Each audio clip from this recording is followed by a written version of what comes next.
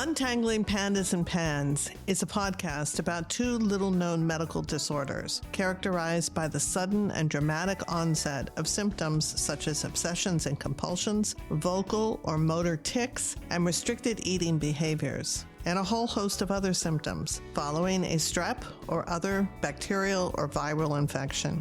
I have the privilege of interviewing some of the top researchers and clinicians in this rapidly growing area, known by various names such as immune-mediated neuropsychiatric disorders, infection-associated neuroimmune disorders, and autoimmune encephalitis, or simply PANDAS and PANS. My name is Dr. Susan Manfull. I am a social psychologist, the executive director of the Alex Manfull Fund, and the mother of Alex Manfull, who died at 26 years old due to PANDAS, a disorder my husband and I knew next to nothing about, certainly not that our daughter could die from it.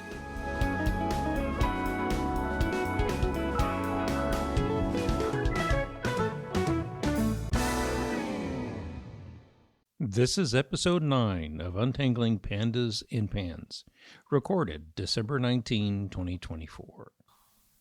It's my pleasure today to welcome Dr. Warris Bokhari. He is the CEO and co-founder of Claimable. Claimable is a pioneering AI-driven platform dedicated to assisting patients in overturning healthcare insurance claim denials. This is a subject that is familiar to many people in PANDAS and PANS, and a very important one to know more about.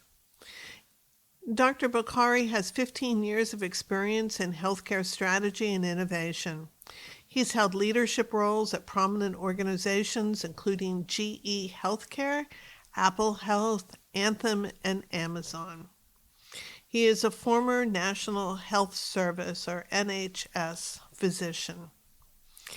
And under his leadership, Claimable has achieved an 85% success rate in overturning claim denials, empowering patients to navigate the complexities of the healthcare system effectively.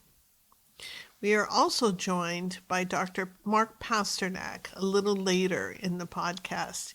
He is the Chief of Pediatric Infectious Disease at Mass General Hospital in Boston and known to many people in the Boston area and well beyond. He will weigh in on the need for a product like Claimable.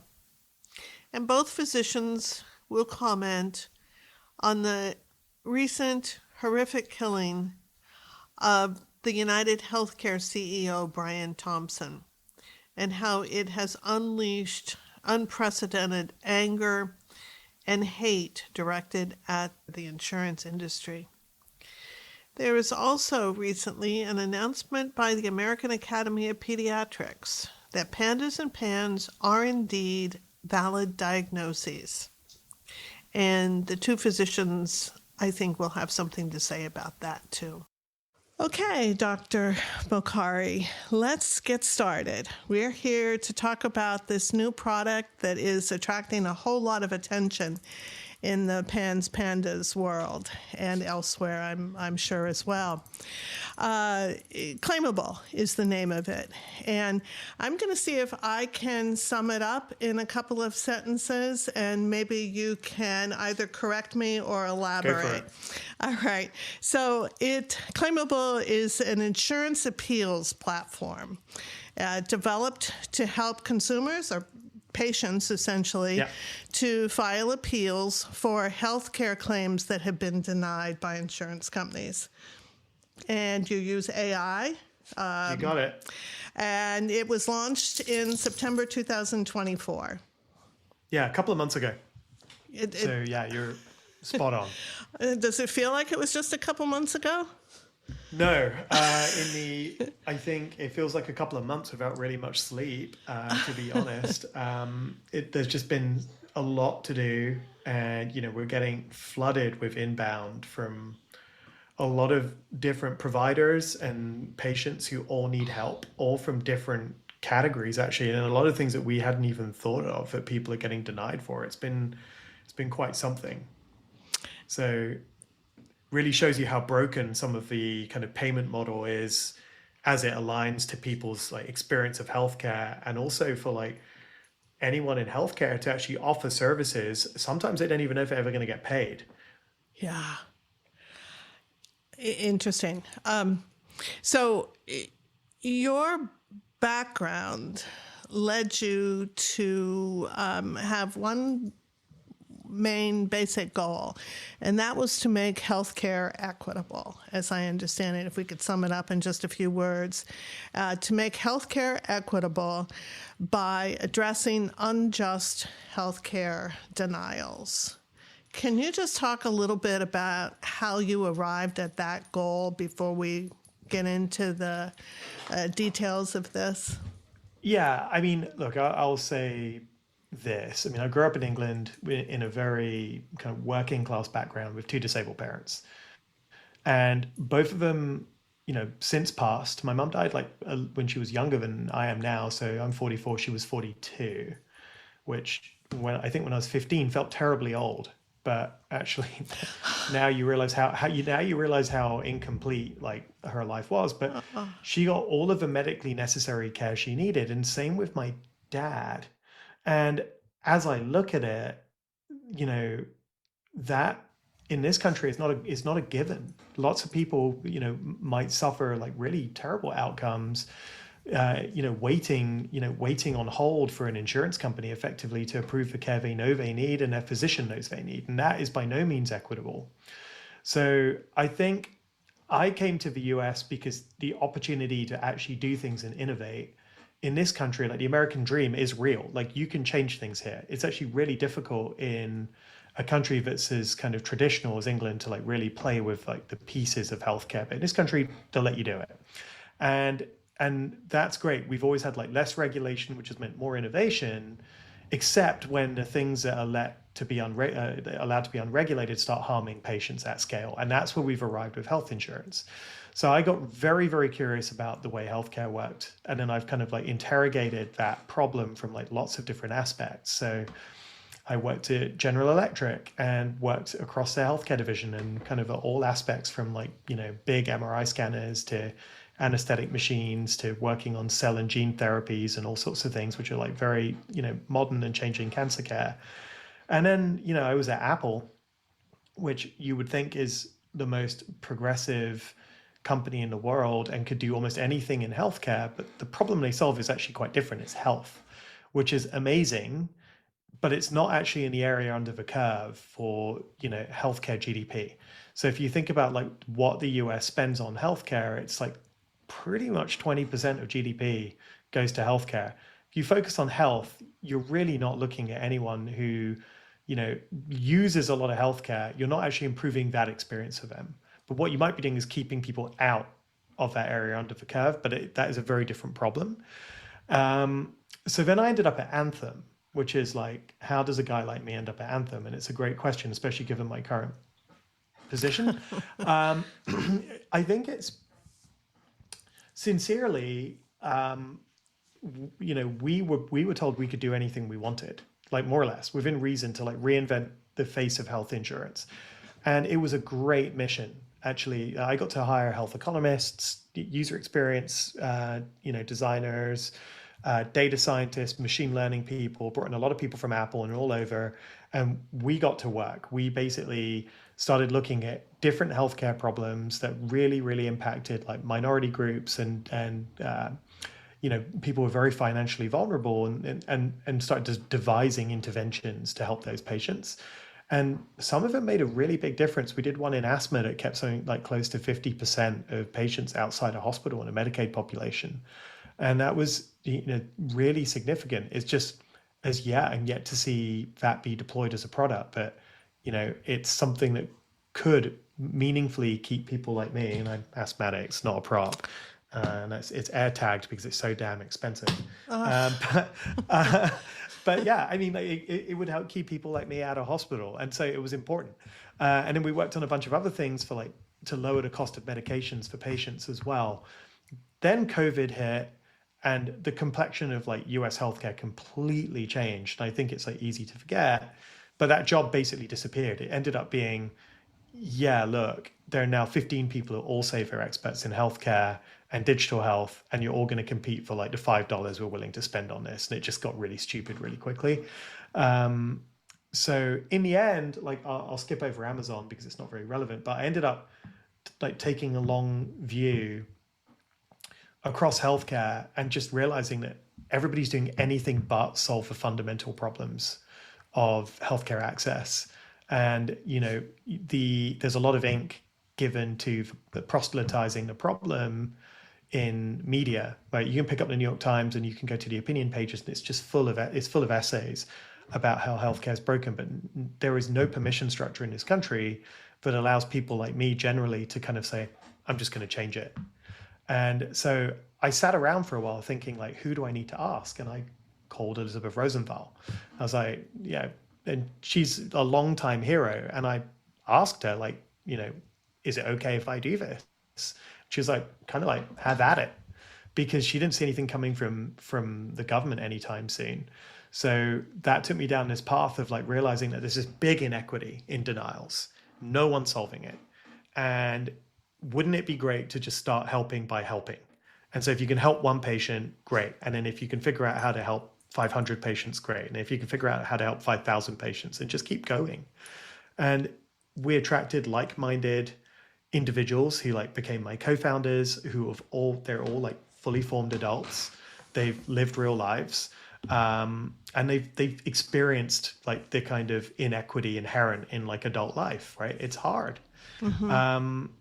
And similarly, you know, the people who've joined us like very much care about solving this problem. They could be anywhere. They could be, you know, selling Pokemon cards online or whatever. But this is the problem that they're preternaturally, you know, talented and uniquely, you know, suited for solving. And so that's where we are. So that's so interesting. Going back to Apple, for example, you developed strategies for change in some aspects of healthcare, apparently, right? And you even tested them. But But you didn't have the opportunity to actually apply them on any kind of large scale. How would I answer this? I think if I zoom out and just talk about big tech because it's safer, I don't think any of these companies are really going to solve any of the problems inherent within healthcare as we experience it today. Now, they might create like great devices that keep you healthy, mm-hmm. but if you're already sick, these companies are not solving that problem. And the huge burden in American healthcare is how you treat sick people. And I agree we have to keep people healthy, but it doesn't stop the near-term problem from being solved. In this case, though, you developed a strategy, you developed a product, and you are able to apply it with the hopes that you can change. Yeah, absolutely. Yeah. Okay, so you're doing what you thought you were going to be doing earlier in your career. Yeah, look, the reality is that if you go to a big company, you kind of have to do big company things. And Scott Galloway talks about this. He talks about people who are bad at being employees, and that means you're an entrepreneur. So there's like Gretchen Rubin's The Four Tendencies, and I have two of the worst ones, which is like one, I question everything, and two, I'm quite rebellious. So and I'm certainly not minded to be let's just say I'm implacable when it comes to like some of these problems. Like I want them to be solved, and I'm impatient about finding solutions. So I'm just going to keep tunneling on that until I figure it out. And the best way to do that is start a company that allows you to kind of, you know, scratch that itch whilst getting the feedback of like working with patients every single day. Great. Well, we're going to move a little more into Claimable, and Sure. We're going to be welcoming Dr. Mark Pasternack into this conversation. Thank you for joining us, Dr. Pasternack, who is the Chief of Pediatric Infectious Disease at Mass General Hospital. And he's been working with PANDAS and PANS, or people with PANDAS and PANS diagnoses for well over a decade. And Dr. Pasternack, thank you for coming to join Dr. Bokhari and I, because I, in a few minutes, would love to hear your thoughts about this new product and really the importance of having it. So what I'd like to do now is to provide kind of the backdrop using some statistics that you provided, Dr. Bokhari, the last time that we talked. And this would be just to put things in perspective for some of our listeners who don't follow this this subject very closely. And that would be that 1 in 5 claims are denied. And that's across the board. That's not just for PANDAS and PANS. Which means approximately the 850 million denials a year out of 5 billion claims, correct? Correct. Yeah. That's quite a large number. And so needless to say, this leads to delays in care for about 60% of these patients, correct? Who are denied the treatment. And some patients just abandon their attempts to get the care completely. Also, it's been found that right around 50% report that that their health, that is, worsens as a result of having this denial. So the great part about what you're doing is if the patient invests just a minimum of 30 to 40 minutes in time and 30 seconds to generate a letter, that they have an appeal through Claimable. And that thus far, the success rate is right around 85%. Yep. Correct? Changes a little every day, but it's thereabouts. And it takes about 10 days for a response. About 10 days. I mean, averages are, distortable by extremes. So we've had some which were, I kid you not, approved within 2 hours. And we've had some that took took over a month. And I think some of it depends on whether someone submits as urgent. Some of it depends on how hard the practice manager at the doctor's office is going to help them fight. That tends to lead to faster overturns. Or if the patient actually takes the appeal and then markets it to the insurer and starts emailing executives inside the insurer and saying hey, I've got a patient complaint. And the other thing that drives the fast outcomes is that we copy every regulator. So if you just send this to the appeals address, I think it gets denied, to be honest, most of it, because they think they can get away with it. No one's watching. But if you start sending it to the Department of Insurance, the governor, the Attorney General, the Department of Labor, suddenly people start getting interested because they start reading these really unique stories, which, as you know, in PANS and PANDAS, are really heartbreaking, awful stories of, families that have been really impacted by the decline of a child. They're under extreme financial hardship. They might have kids who can't sleep in the same house anymore. They might be losing their homes. They might be getting divorced, have gotten divorced, and they're dealing with effectively acute psychosis in a child, and they've got nowhere to go. And the insurance company is just whatever. But when it goes to the Department of Insurance, the governor, the Attorney General, they start investigating. I can tell you, in Logan Coulter's case, which was the first PANS case we did, that picked up that I think the Department of Insurance in Idaho sent him a letter saying they're actually going to start investigating Cigna. And so be it. Great. Have at it. There was another case in Kansas City this week. It's been a busy couple of weeks, where the Department of Insurance and I think the Attorney General looking at Blue KC for denying a 23-year-old for necessary care for her blood disorder. And it's super interesting. So sometimes when we get approved, it still triggers an investigation, and sometimes when we lose, it still triggers an investigation. But the idea is to start curbing these harmful insurance practices, and if we act together as a community, we can do that. So it's important to say that what we ended up doing for PANS PANDAS, we did for free, and it will, as far as we can, it will remain free. That the goal is for it to be a free product for PANS PANDAS. And that was really because when I spoke to 15 families, I think in that weekend, it just became really clear they've been through so much, and it just didn't. There was just no desire for us to want to attach a payment model to that. We just wanted it to be something that we built with the community. The goal is for these letters to get better and better. So we want to change even from what we have now, how the letters are built. So that's in progress to make them stronger. I've been working with quite a few families to tweak their letters in the interim to make sure they're as strong as possible. And, we're taking United Healthcare, who are very topical right now, to task over denying April Beck, who's a mom in Georgia, whose daughter Emily's, still waiting for an outcome from United Health. So, major media, I won't say who, but is covering that story. I can tell you that one of the big TV stations big TV networks is interested in covering that story, and on and on and on it goes. So, the longer they delay, the worse it gets. So, and we want to put so much pressure on these insurers that they actually ultimately they stop doing this. And the way to do it is with a huge volume of cases. So I'd like to hear a little bit more about that, but Sure. maybe tell us just a little bit more about Logan's case, because I think if I Sure. recall correctly, he is what got you interested in PANDAS and PANS.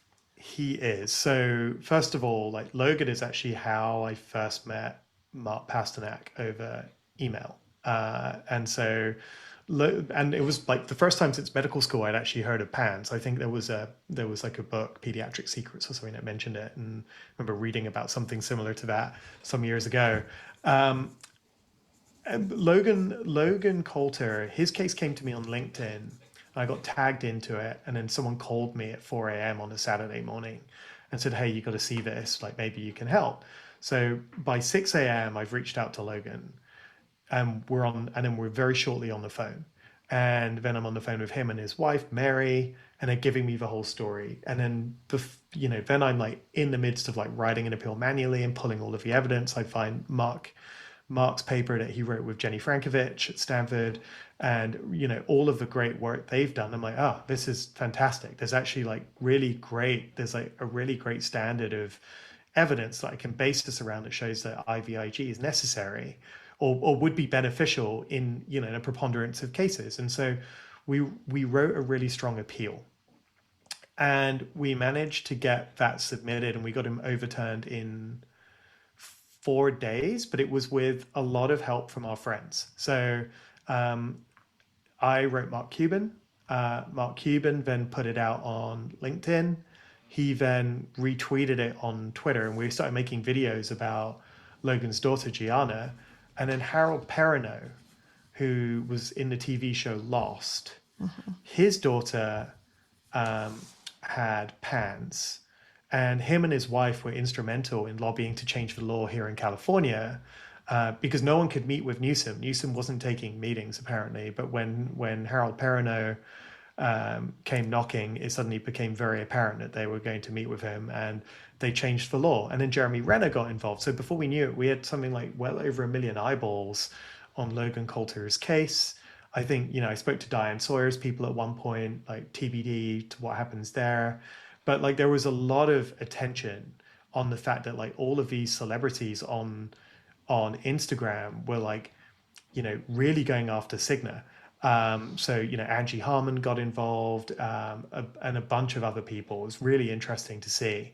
And then Cigna started disabling comments on all of their social media because they were basically getting so much pressure for what they were doing.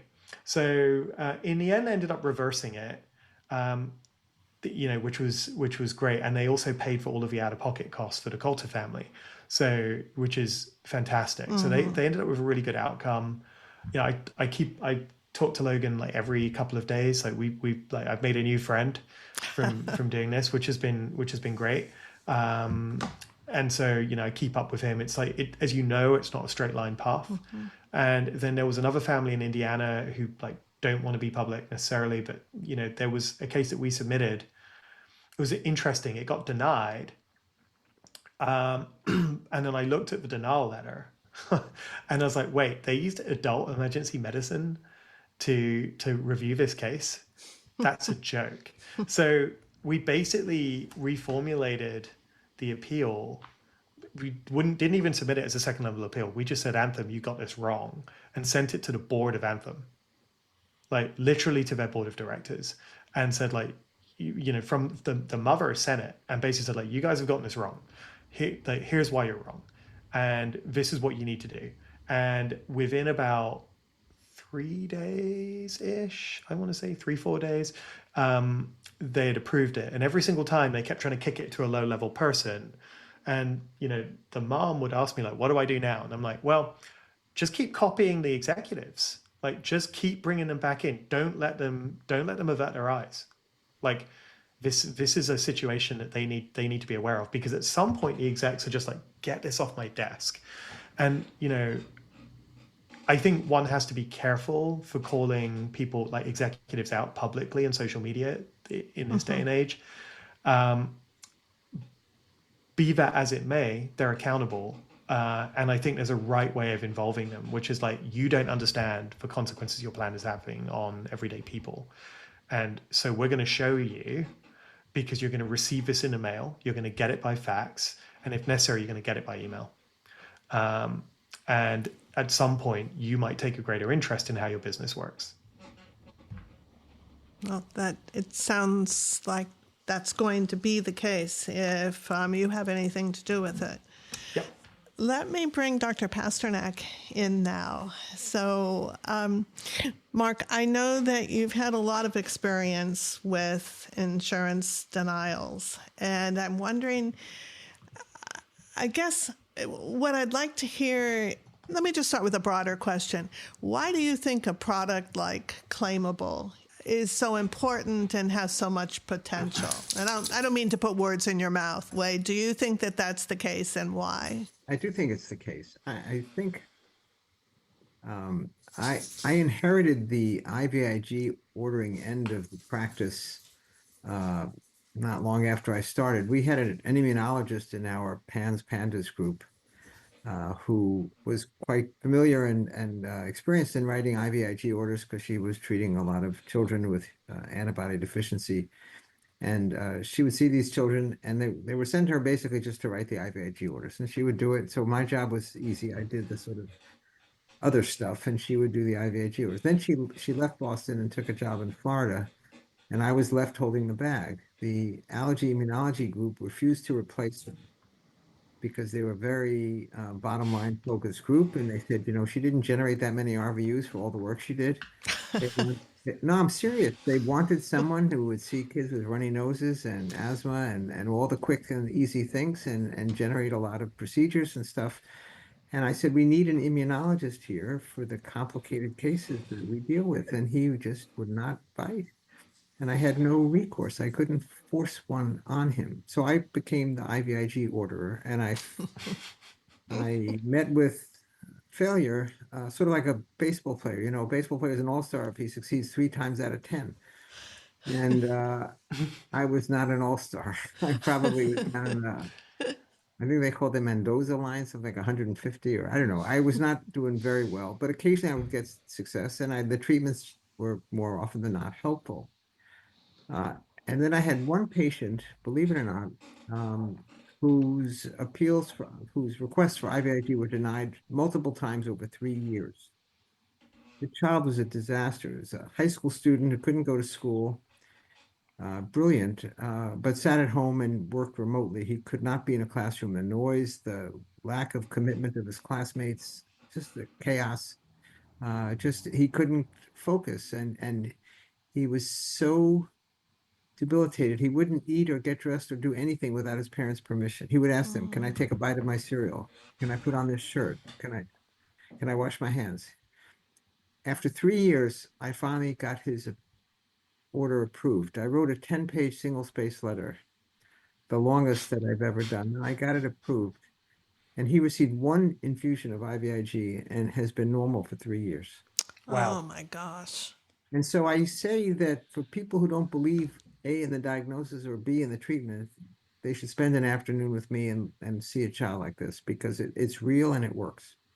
Sounds like you need to do that for the entire American Academy of Pediatrics. Oh, yes, yes. Well, that's another, we'll get to that.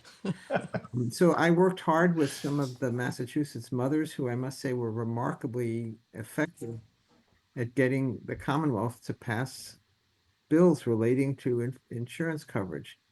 So I was almost excited to write my first IVIG order after the law went into effect. And I got a denial and I was ripped. It's like, I didn't understand this. And it was for a national carrier and it was for a child whose parents were insured through a corporate self-insured program. And Mm-hmm. I spoke to the people, I think it was Cigna actually, and they laughed at me. They literally laughed on the phone when I said that, this is going to be reported to the Commissioner of Insurance. He said he has no authority. He said we're a national company. The client is self-insured, and there's no there. And I spoke to the Commissioner of Insurance in Massachusetts, who basically confirmed that self-insured companies have some sort of federal. Yeah, they're covered under ERISA.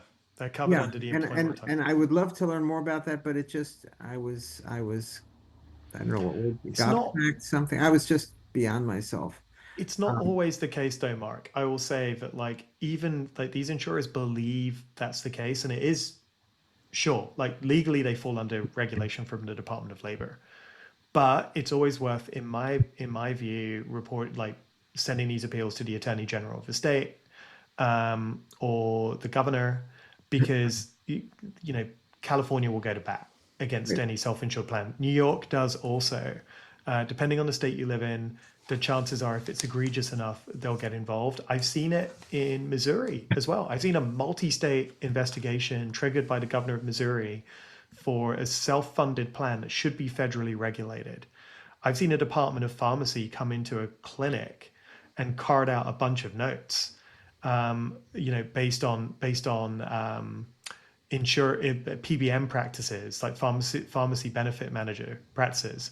So it is, people read this stuff. Like the problem is the second you send it to them, they're obligated to read it. So like, my advice to anyone who listens to this is if you are writing a complaint, whether you use Claimable, something else, or your word processor, send it to as many relevant people as you think you can, because the chances are you're going to cause a lot of embarrassment for these insurers for their practices.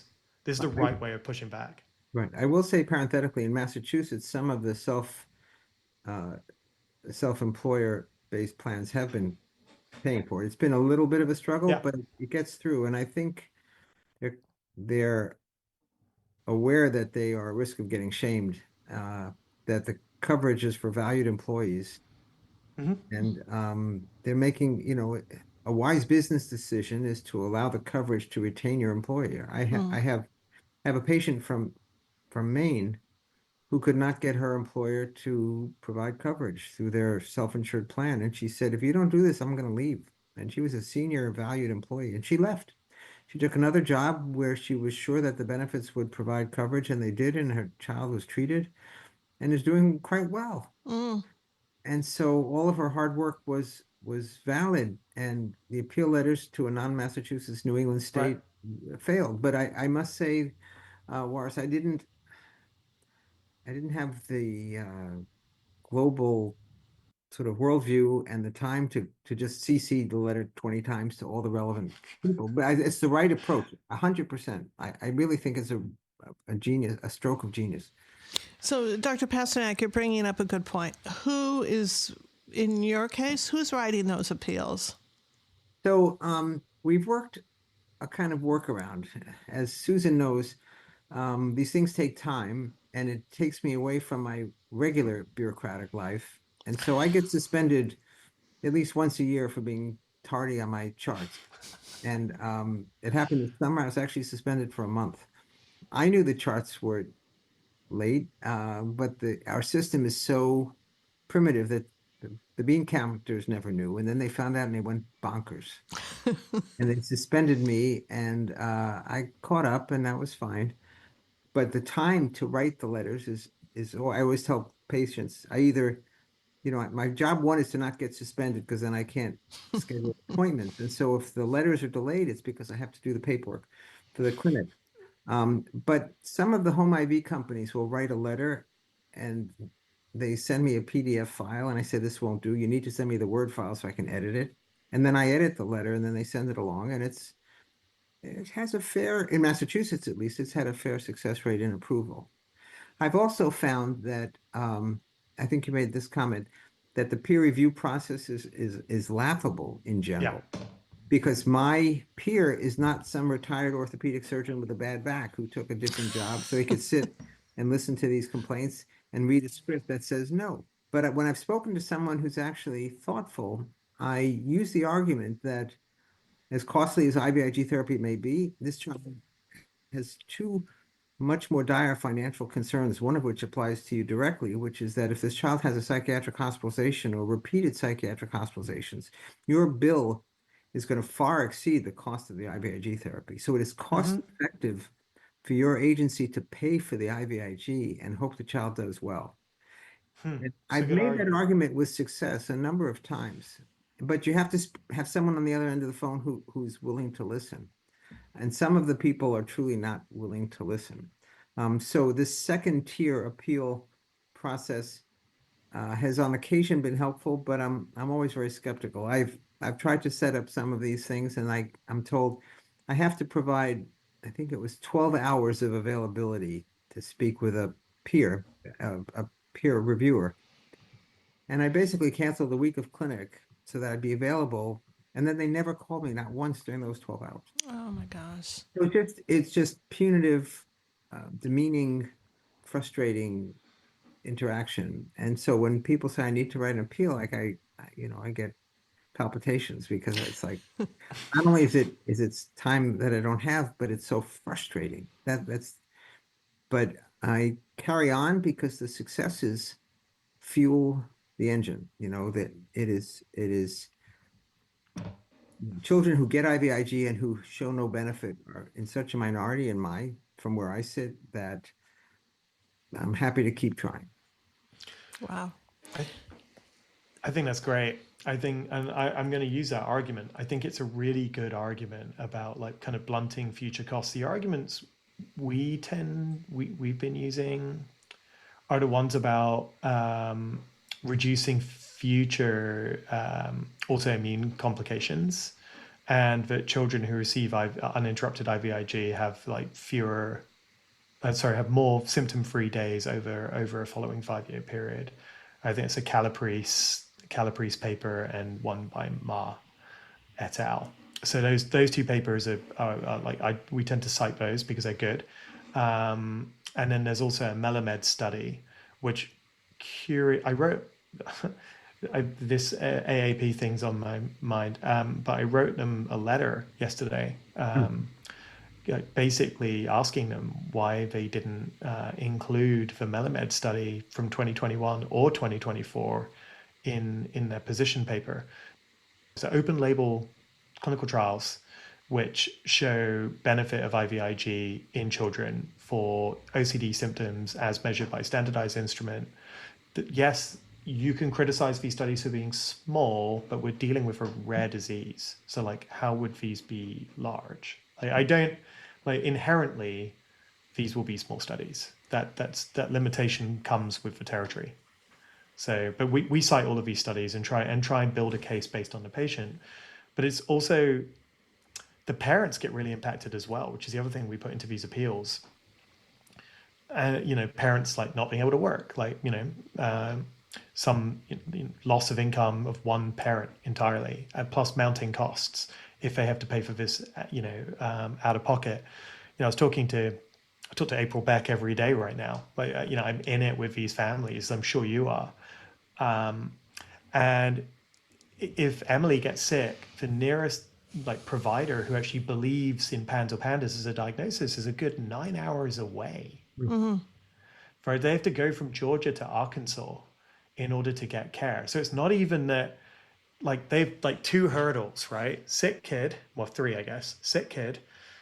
No doctors in Georgia are PANS experts or would administer IVIG if she needed it, and then have to drive that distance and then have all of that incurred cost. I mean, that's insane.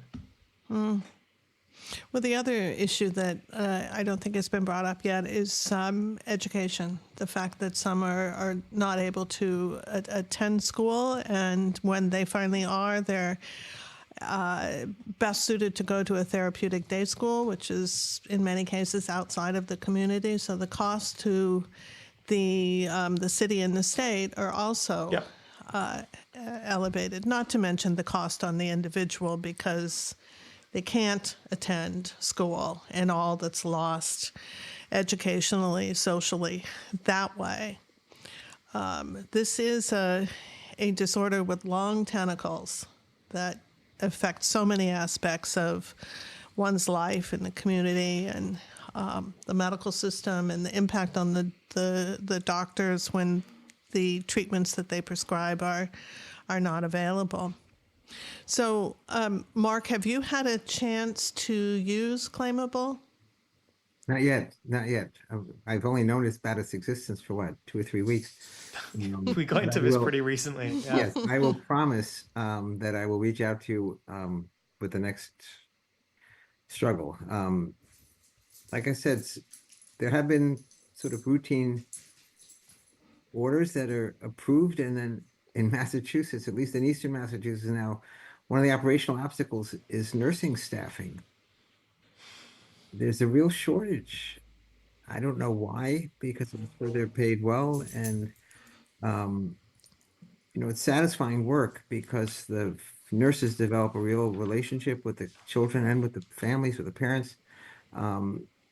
It just seems very satisfying to me. And when you're taking care of one patient for 8 hours instead of 4 or 3, you can sit and just hang out for most of the time once the IV is going in. It doesn't sound like bad work to me, but there is a real shortage. And so sometimes there are delays just because of staffing, which shocks me, but better late than never. I mean, it does get done. It's just a delay. But I will definitely reach out to the Claimables people, because the company I work with, I think a number of the different home companies have offered to write letters, and some, I think my 3rd grade grandson could do as well, if not better. The spelling wouldn't be as good, but he would think a little more clearly. This letter is like, their letters were like sentence pickup sticks, just like garbled bunches of paragraphs with sentences that had no relation one to the next, and references that had no relation to the problem at hand.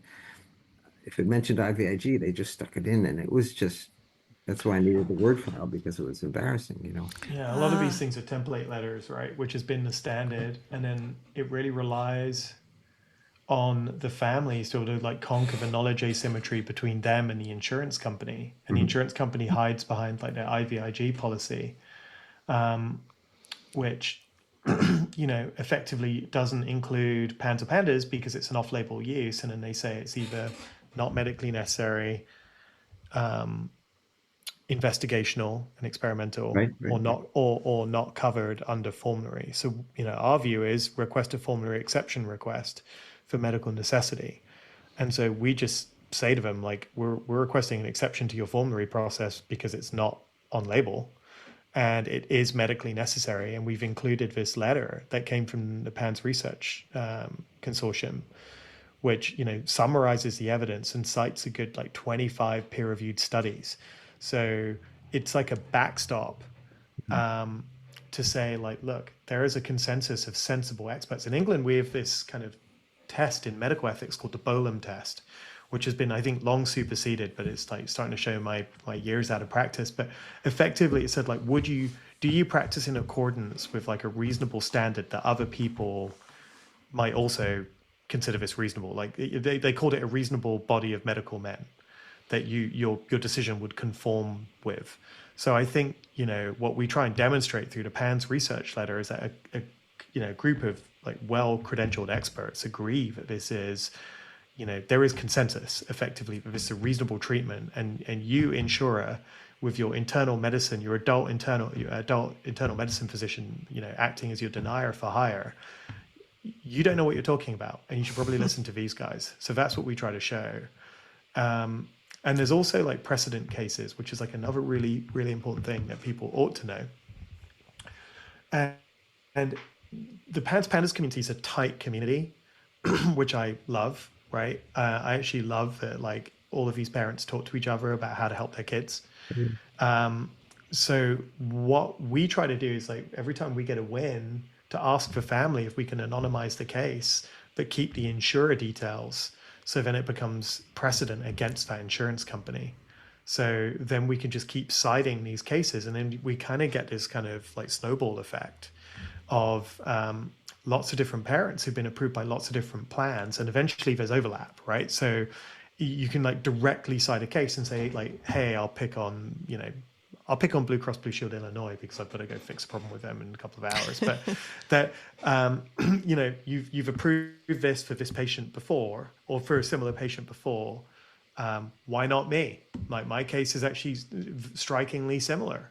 I would meet any sensible criteria. So we try to do that. And then the other case like that I've seen is when a family has been authorized previously and then they get issued a new denial. Well, guess what? You have precedent against your own insurance company, because if they've approved you for it before, then they should approve you for it again, because now the criteria you need to meet are not initiation, which are actually a lot harder to meet. It's continuation. And for continuation, what you need to document is benefit. So you need to show that your child has actually improved. And if you can do that, then you're well on your way to beating the denial. They really have like zero legs to stand on in that case. So you're starting to talk to us about what goes into the letter or what goes into the appeal. Could you move back just a little bit and walk us through the process? You get sure. The parent is denied, or the claim is denied. So what happens, or how does the process start? So typically, like in other areas we worked in, the parent will, the patient will get like a letter from the insurance company. Sometimes they don't, and then the doctor gets it and lets them know. But, if it's Cigna actually sends out a text message that tells people they've been denied, which is like super friendly. So like, hey, guess what? No care. So you don't need it to start an appeal, actually. Like we don't require it, because people often know they've been denied one way or another. They may not have the letter. Sometimes what happens is that the insurer just doesn't respond to the prior authorization request. We've seen this as well, where there's like literally no response. We saw this with Meritain, who's an Aetna company, but it took them like months to not respond to a prior auth, and we appealed it because we just took it as a de facto denial. So long story short, you don't need it. You start it. You basically say like, I've been denied for whichever reason, and it's either not medically necessary. They want to move my care from, getting it in an office where it's safe to like, some infusion center that they own with like crappy nursing ratios, not covered, out of network, all of the things. So we allow someone to select. But for PANS PANDAS, it's typically one reason is medically necessary and formulary exception. So we just presuppose that. And then we ask a lot of questions. And this will take someone like a good, I'm going to say 40 minutes to kind of tell the software at getclaimable.com what happened to them. So like, tell me about your son or daughter. Mm-hmm. Tell me when they were diagnosed. Tell me if it was PANS or PANDAS. Tell me what you thought, the cause was. Was it Lyme disease, COVID, strep, etc.? And then we ask them if they've tried IVIG before and what else they've tried. And you'll find that these parents, like they've tried everything and they know what they took. They know what they took. They know when they took it. They know how long they took it for, because they were keeping notes, because it's been such a battle to get diagnosed to begin with, that they have every scrap of paper because they need it. And so they input all of that all goes into the story. And then they tell us like about, their child, and they say, Anna, Johnny, whoever, was a brilliant child who was academically excelling, was straight A student, loved riding horses, predominantly accelerated child, all of the things. Now lost independence, and we like make it really easy for people to select from options. Can't feed themselves, can't shower, lost social relationships, can't attend school. And then people tell us about that, like, now needs to be on like a special learning plan. The one I hear frequently is absconds in the night, or which is really dangerous, or tries to get out of a moving car on the way to school. I've heard that a lot as well. Like you kind of see this kind of commonality. So we're able to make it easy for people to select options and then tell us a little bit about it. And then we also then go into like the experience of the parents. So like, did your marriage fall apart? Did one of you lose your job? Did you lose your house? So we kind of have options that they can select, and they tell us about that. All of that gets kind of summarized by the AI into a narrative. And then that gets blended with the clinical evidence. So like the Melamed studies, the Frankovich-Pasternack studies, and, a host of other studies that we've kind of curated. And then we also add in state laws, because there's, I think, 12 states, I want to say, thereabouts, who passed laws 12. for coverage of IVIG. So depending on, we cite it anyway, but depending on your plan type, we'll say like this state has this law or whatever. And then federal protections, which come under the Affordable Care Act. And there's also something that your listeners should know about the Mental Health Parity and Equity Act, MPHEA, which is under affordable care, which means if you make care available for physical care, you must have commensurate standards for mental health. So that compels them to do so. And all of this gets zipped together. It usually ends up like a 5 to 8 page document. And then on the back of that is the PANS Research Consortium letter, and then a whole bunch of references, which is a huge pain in the butt for the insurer to have to parse through and actually go get them and read them if they're going to go do that. And we also include something called a claim file request. And that is, I think, really important. So we got this idea from Maya Miller and Charles Ornstein and co at ProPublica, who did this great piece of research about requesting your claim file. And this came from another article they did about this chap called Christopher McNaughton, who was this young guy who had ulcerative colitis and got into a huge fight with United Health over his care. And they started, they went to some external experts, but because one of the experts was favorable, and I could be misremembering this, so I'll just add allegedly to every time I mention an insurer, but they went and solicited another expert who concurred with their opinion to deny. And then all of that came out in a lawsuit plus with his claim file. So we request the claim file if they choose to deny, because it costs the insurer money to go get it. And so the idea is like, listen, guys, you're going to pay for this both ways. You're either going to approve the care, in which case you pay, and it's also going to cost you to like physically hold and receive an appeal in the mail. It costs them like $800. It's a lot of money. Every time we send one, it costs them money. And then if they deny it, it's also going to cost them money. It's going to cost them more money. So the goal is to say to these guys, your business practices are not acceptable in 2024. You need to modernize. And if you want to start using AI, make sure your policies are up to date. So that's what we do. Mm-hmm. It might have been a lot. Well, it certainly sounds very thorough. Do you have how many of these have you done for PANDAS PANS patients so far? I couldn't even tell you. There are a lot of families who've started but not submitted. I've probably been involved in like 5-ish individually, where I've like pulled them out of a pile and tried to work with individual families. I know my co-founders have done the same, where they've gotten support requests and they've dived in. Maybe we've done 10. I don't know, but like I honestly don't know, to be honest. But like there are a lot of families who came in. There's something like 200 plus families signed up, and then there were some families who said, "Oh, well, we don't know if we need IVIG yet, but we'll keep this in mind in case we get denied." And they just signed up because they were curious and they wanted to know what it would involve. That's great. Like, not every family, it turns out, needs IVIG for their child. Like it's some people might improve with other therapies. Don't know. That's actually not for us to determine. What we're trying to say is if Mark Pasternack decides that one of his patients needs IVIG, that they get IVIG without the hurdle of having to deal with insurance denials for 6 months.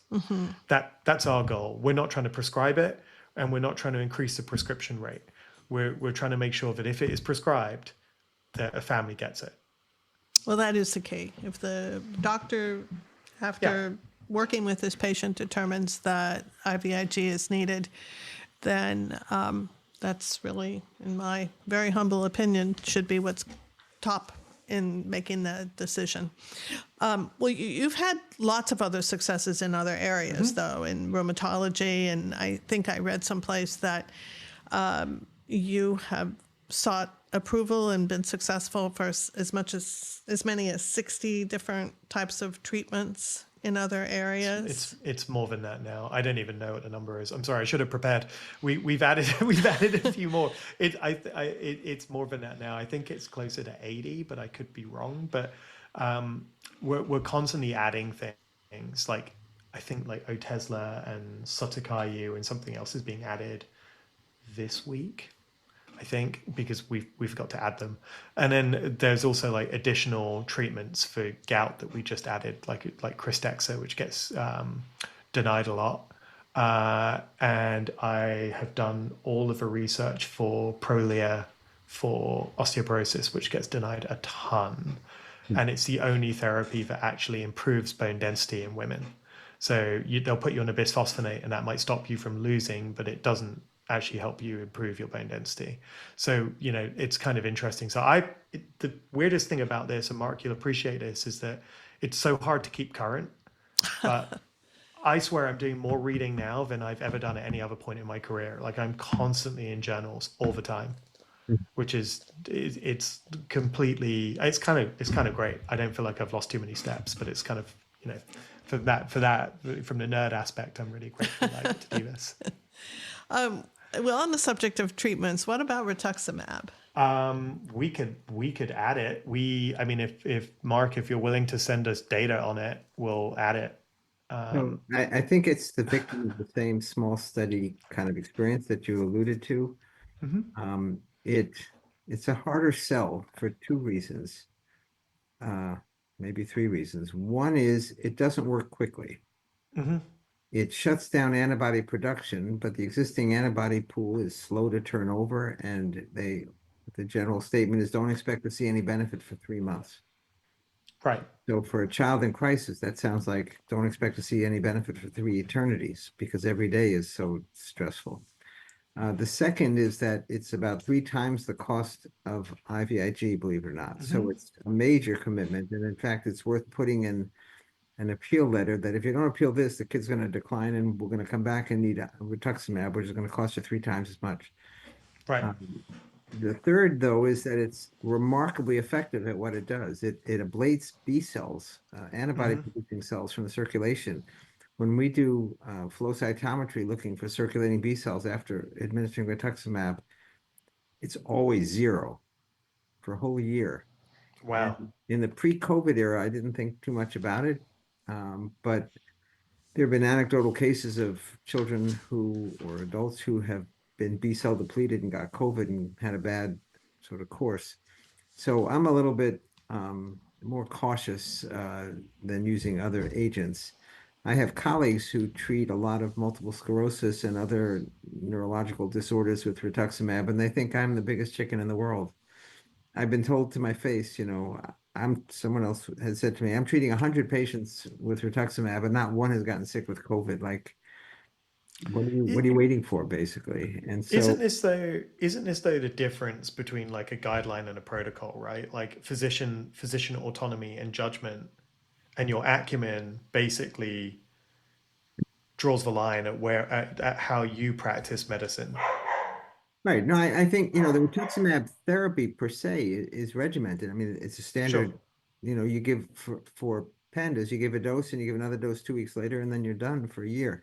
When it's used to treat lymphomas, it's given on a more regular, continuing basis. Although, since I don't see any evidence of return of B cells for a year, I'm not sure you need such frequent treatment. But that's how it's given. But the decision to give it, Warris is right. You just decide you're up against a wall because IVIG has really not been helpful, and the child is really struggling. So I've used it some, and I haven't had that eureka response that thrills me so with IVIG kids, and so I basically offer it when I have nothing else to offer. So it's my personal denominator is small, but maybe if I were practicing in a different environment, it might be higher. What about plasmapheresis? That's one that No, comes so up as plasmapheresis is the third like major immunological yeah. intervention. The problem is it's very difficult to find a venue to plasmapherese children, especially. It requires placement either of a surgically placed central line, Hmm. like the equivalent of a dialysis catheter, or else having two large bore peripheral IVs put into your arms and you're hooked up to a machine uh, in a sort of crucified way for 6 hours every other day for 3 days or 3 sessions or 4 sessions. The problem is to immobilize a PANS child for 6 hours. It's almost impossible. Exactly. Mm. Very challenging. My hospital from the get-go told me they would not plasmapheresis PANS children, period. Like, end of discussion. I must say the person who told me that has since retired or moved on. And I haven't been quick to go back because for years I would send patients down to Beth Latimer in Washington, D.C., who Hmm. probably have the biggest plasmapheresis practice in the country. And she's not doing it now. And I think she had some sort of issue with Georgetown University, and I don't know the details, but I know that she's not presently performing plasmapheresis. So it's a theoretical option that's not really been employed very much. And I think that's been true across the country because when we have our occasional uh, group phone calls, there's always a question, where does somebody else plasmapherese their kids? And everyone says, I don't know. I didn't know they're there. There may be a few scattered practices. I think teenagers have a better possible tolerance of the process. I think a grade schooler it's a big ask to Huge, huge, huge. And those central lines are no joke. right. Well, recently a couple of people have gone to Mexico for the plasmapheresis. Huh. Dr. Omar Morales, I think. But you're right, it definitely is not available widely in this country. So let me just change subjects a little bit for you because we're about at the end. Dr.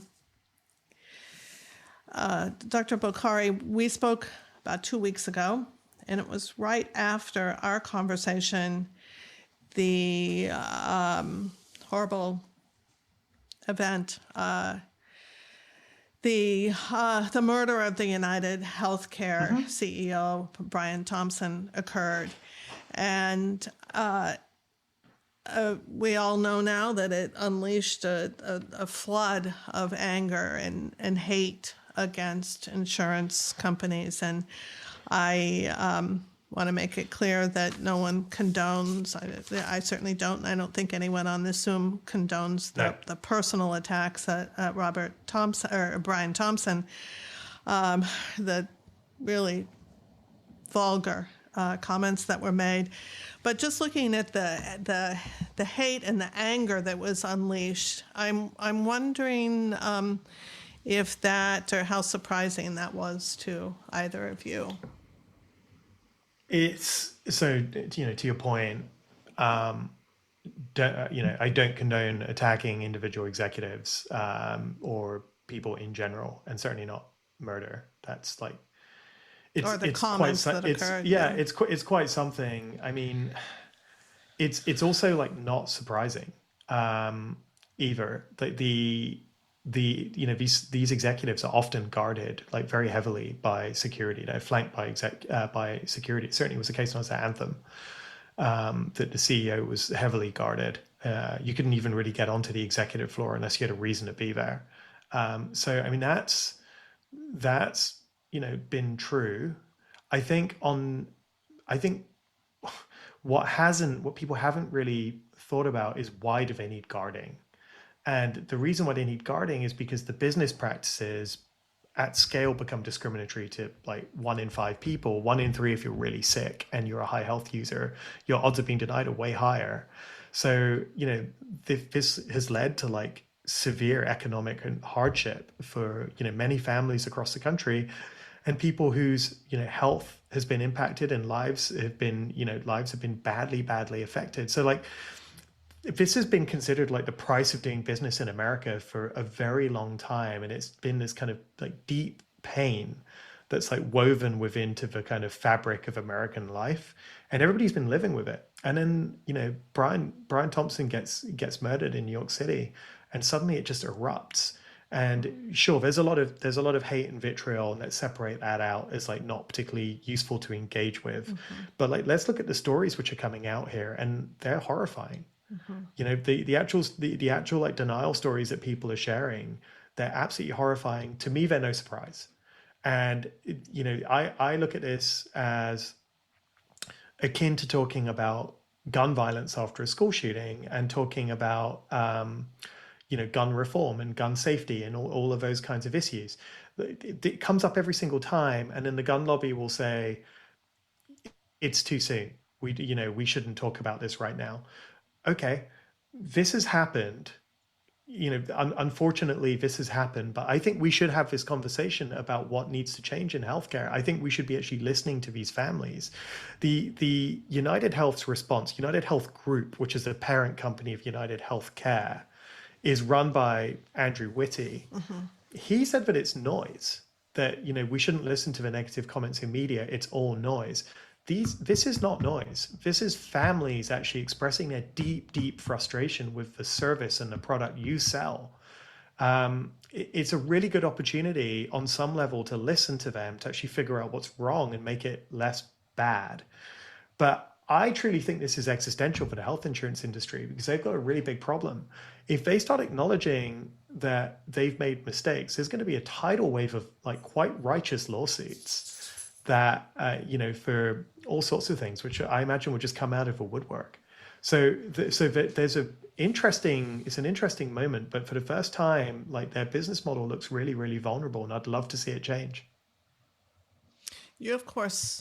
The only thing that surprised me was it turned out that the perpetrator was not enrolled in a United Healthcare product at the time, and apparently, if ever, I'm not sure about that, but he just selected this individual and this company. Clearly, it's a big company and a highly visible one, but I was shocked. It speaks more to the level of violence in America than to anything else. But you know, the anger that it exposed is just dramatic. I live right near a little bicycle path in town, and there was graffiti, deny, defer, delay, or something like that, right off the casings of the bullets, scrawled on the wall of one of the buildings. It's just, whoa, this is like 2 blocks from my house. So I know that it's got to be pretty widespread. So it may be difficult to navigate through the vitriol, the language that's been used, but I agree it is important to hear the stories of the families and try to make some constructive changes. Well, one way, and Dr. Bokhari, you had said this before this incident happened, that this is a really constructive way to change the system. Yeah. That I think you spoke, and you sort of alluded to it earlier in this conversation, that you'd really like to dismantle the current medical landscape in terms of health insurance, and that a program like this could well do it when they finally realize that it's not financially worth it to deny every claim and then to have to go through the appeal process each time. It's not financially viable. Oh, you know, yes. I mean, I reflect back on a time in 2008 when I was working in the emergency room in London, and it was full of bankers who had like either attempted to overdose or, you know, self-harm because their belief system had been broken about how the economy worked, right? Suddenly the whole subprime thing blew up, and their entire belief system changed. If you actually want to change healthcare, it's not about replacing an individual executive. You actually have to remove a belief system. And the belief system is that you can make money this way. But if you change the belief system, if you prove it out, that actually it is uneconomical for you to proceed down this path of denying lots and lots of care, because companies like mine will spring up to make it painful for insurance on the economics, Wall Street will react to that really quickly. And we're already seeing it. Elevance got downgraded, I think, yesterday, which was interesting. CVS last year removed, oh, sorry, it wasn't even last year, it was like 2 months ago, removed Karen Lynch, who was their CEO, and replaced her with David Joyner, who's, in principle worse because he actually lied to Congress, allegedly. The Wall Street, watchers are paying attention. When these companies stop performing, they'll make changes. And right now, there's been, discussion about separating out the PBMs, the pharmacy benefits managers, from the insurance arms, and the insurers are running scared. I was on a call last night with something like, 60 pharmacists at like 8 p.m. last night, because there was a bill that got squashed, and they were all pretty disappointed about that. The truth be told, these insurers are terrified that if the PBM business goes away, they go out of business. They're absolutely terrified. There's a lot of chatter internally at these insurers that they're afraid to spend money, because if the money printer disappears, they've done such a bad job at actually running the insurance arm of their business, they go out of business. So their model today does not work. It is propped up by a system that makes drugs very expensive and inaccessible, and drives independent provider practices out of business. So it's already a bad model. It's a bad business. And the reason why we perpetuate it is because it's been very profitable for a select group of individuals. Change that, it goes away. Well, we'll be watching. And then in the last couple of weeks, in the last few days, the other major event that took place, and certainly we don't have time to talk about it at length, but any comments on what role the 37-page document that was just released by the American Academy of Pediatrics might play in insurance appeals? And I hasten to add, I realize that this is I think they use the word maybe preliminary. It's not their final document, but it was great that they acknowledged the PANDAS or the PANS. I think that's the main thing you can say as a take-home lesson, because along the details, they were skeptical at every turn. Yeah. It concerns me greatly. I read through it yesterday, and I think they lay out a path for making it incredibly difficult to diagnose someone with PANS or PANDAS to begin with, right? By codifying it the way they do. There are certain exclusions of even testing for strep under certain conditions, which they're just going to make it really difficult for someone to even get the initial diagnosis. And then they propose effectively no intervention. So I get it's a position statement. My concern is that it will be taken as being, the guidelines and from the American Academy of Pediatrics. It is not signed by individual authors, so it's attributable to the board of the AAP. I wrote the president yesterday. It is missing key studies, and it lays out a very precarious path for these parents and for physicians who've been managing this condition. They said they spoke to experts. They didn't say which experts. There's no published list. And it certainly, was very few members of the PANS Research Consortium, and I'm not even sure what they were asked. It's unclear. Mark, any thoughts? Well, I only know that Ellen Wald, who is the chief of pediatrics at the University of Wisconsin, and someone who is now quite committed to PANS and PANDAS care and research, was on a committee and said she was simply outvoted for a number of the recommendations that were listed about testing and about other things. She didn't go into details of who the other members were, but my philosophy has always been that older academics who probably haven't seen kids with strep throat and certainly haven't seen kids with post-infectious complications in 20 years are not the best people to be commenting on the problems at hand in the current era. I start every talk of mine with the fact that theoretically there are over 5,000 unique streptococcal isolates. And we know that some strains are rheumatogenic and some strains are nephrogenic. And not all strep is the same. And we're in this era where we rely on rapid strep testing. We have no culture data. We have no serological characterization of strep isolates. And so the notion of collecting strep and banking them and having them as a substrate for characterization and research, has been left vacant. And it's frustrating to me because I think there might be great lessons in saying, well, we found a pandasgenic kind of strain.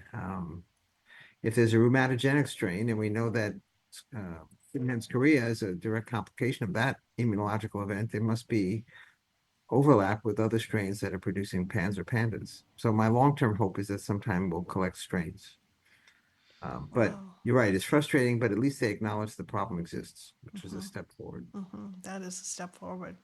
Well, when they come out with the final product, I'd love to have you back and talk a little bit more about it. Thank you both very much for the work that each of you are doing and also for appearing here with me on this podcast. And I just want to say to Warris, I will definitely reach out to you for the next Anytime that I need. Okay. Anytime.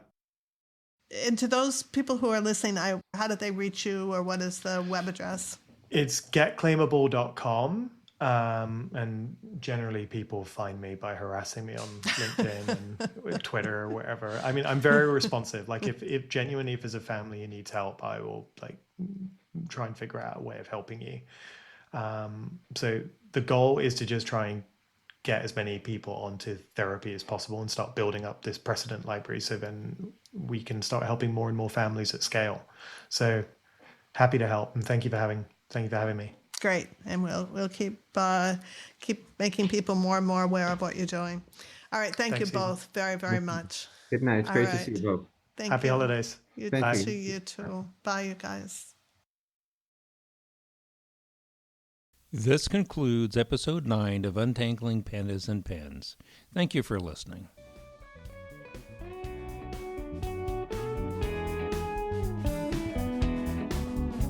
For more information about Pandas and PANS and the Alex Manful Fund, please visit thealexmanfulfund.org.